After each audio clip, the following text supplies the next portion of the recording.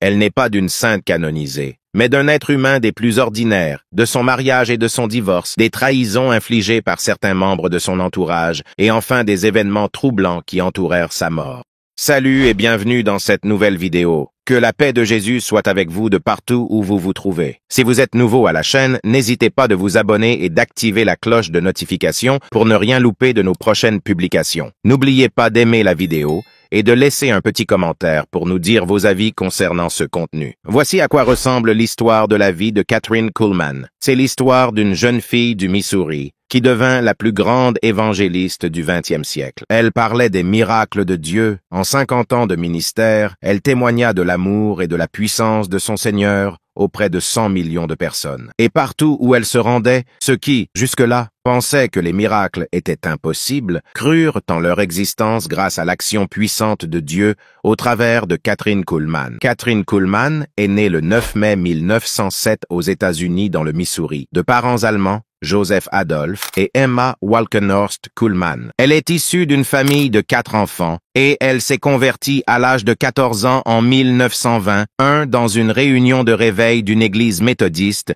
dirigée par un évangéliste, le révérend Hummel. À l'âge de 16 ans, elle a obtenu son diplôme de l'école secondaire qui n'allait que jusqu'à la 10e année dans leur ville. Elle trouve sa première opportunité de prêcher en 1928. Kuhlman commença à prêcher sur la radio, sur les stations dans les environs de Oil City, en Pennsylvanie. Au début de son ministère, Kuhlman était seulement évangéliste et elle limitait ses prédications au message du salut. À Franklin, elle prêcha quelquefois sur la guérison et fit des appels, non seulement pour que les gens s'engagent avec Jésus-Christ, mais aussi pour être guéris. Surprise par les guérisons qui avaient eu lieu parfois, Kuhlman commença à rechercher ces manifestations de la puissance de Dieu de manière approfondie. Cependant, il y a eu plusieurs déménagements au cours de son ministère jusqu'à ce qu'ils ont fini par se stabiliser en 1935. C'était dans un garage de camions abandonné nommé Denver Revival Tabernacle, où elle poursuivait son ministère. Pendant ce temps, le ministère a connu un grand succès. L'Assemblée comptait environ 2000 membres, et dans ce même période, elle lança une émission appelée Smiling Through, qui signifie souriant à travers. Elle invitait plusieurs orateurs évangéliques, à l'occurrence l'évangéliste Burroughs Waltrip, qui devint son époux après quelques années, alors qu'il semblait être un prédicateur dynamique et couronné de succès. Il y a une relation suivie entre Kuhlman et Waltrip, et ils se marient en septembre 1938. Kuhlman était naïve quant aux conséquences de ses choix,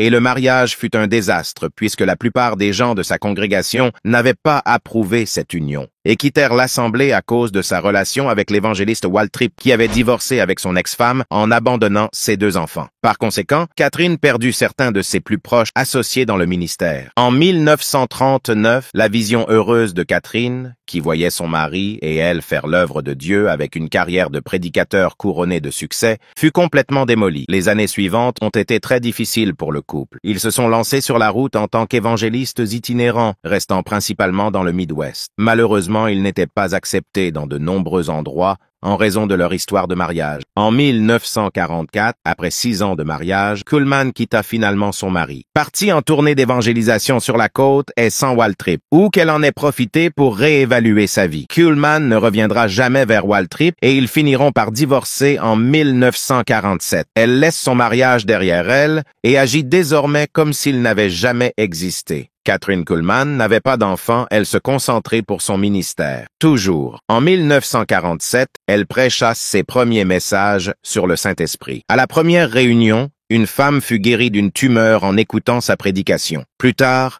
un homme fut aussi guéri de la même manière. Ces événements ont marqué le début du ministère de guérison de Kathryn Kuhlman. Il est important de noter le contexte et le moment de cette période d'éclosion dans la vie de Kuhlman. L'année 1947 marque le début du réveil de guérison, parfois appelé « réveil de la pluie des derniers jours », qui allait durer 10 ans. Ce qui se passait dans les réunions de Kuhlman se répandait dans tous les États-Unis. C'est à cette époque que le ministère Voice of Healing a été créé et que des hommes comme William Branham, Oral Roberts, Alonzo Allen et bien d'autres ont été propulsés sur la scène publique. Kuhlman n'était pas associé à ces groupes, mais s'est placé dans le courant de ce que l'Esprit de Dieu faisait à travers la nation et le monde. Et pourtant, son ministère a influencé celui de ce grand télévangéliste Benny Hinn. Les réunions de Kuhlman étaient composées par les chants de la chorale et de la congrégation, suivis d'un message sur la nécessité de naître de nouveau, la puissance du Saint-Esprit ou la guérison.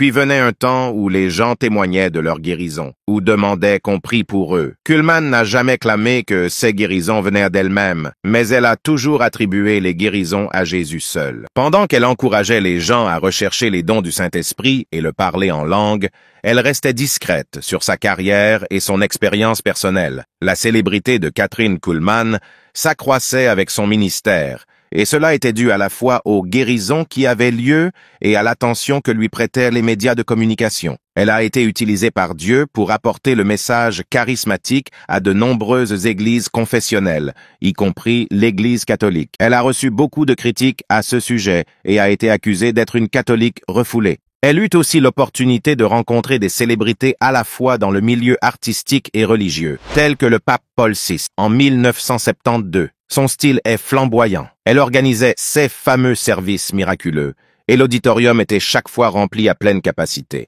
Elle participe à des émissions de radio et de télévision. Elle est ordonnée en 1968 par l'Alliance des Églises évangéliques. Des centaines de personnes ont été guéries lors de ces réunions, et même en l'écoutant à la radio ou à la télévision. Les personnes pour lesquelles elle priait étaient souvent frappées par la puissance de Dieu et étaient frappées par l'Esprit. Kuhlman n'a jamais prétendu qu'elle était la guérisseuse. Elle a toujours indiqué aux gens que Jésus était leur guérisseur. Cependant, Kuhlman a connu des moments de gloire et de pleurs dans son ministère. Voici les conflits se levèrent lorsqu'elle fut invitée par un pasteur renommé à l'époque pour une série de réunions.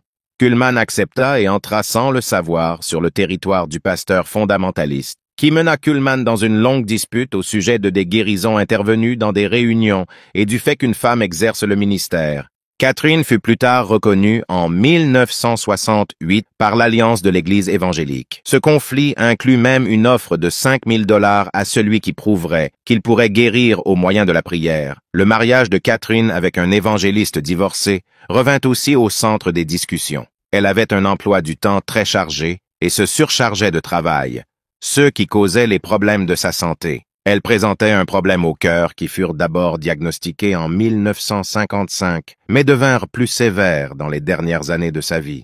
Les tensions d'un emploi du temps chargé, particulièrement en 1970 quand elle dut visiter d'autres villes que Los Angeles et Pittsburgh pour des réunions, contribuèrent à aggraver ses ennuis de santé. La santé de Kuhlman déclina dramatiquement en 1975. Elle fut hospitalisée à Tulsa pendant l'été et à Los Angeles vers la fin de la même année. Kuhlman a rendu l'âme à l'âge de 69 ans, le 20 février 1976 à Tulsa, après une opération à cœur ouvert, avant que l'évangéliste Kathryn Kuhlman eût décédé. C'était sa phrase populaire, disait-elle. C'était le prix qu'elle a payé pour la gloire. Elle se souvient très bien des jours où elle est morte et a porté la gloire de Dieu. Après de nombreuses années d'activité dans le ministère, Kathryn Kuhlman créa la fondation en 1957 et y établit le siège dans le Carlton House, à Pittsburgh. La fondation poursuivit son activité après la mort de Kuhlman, en gérant la diffusion de ses messages et en répondant aux demandes de son auditoire. En 1904,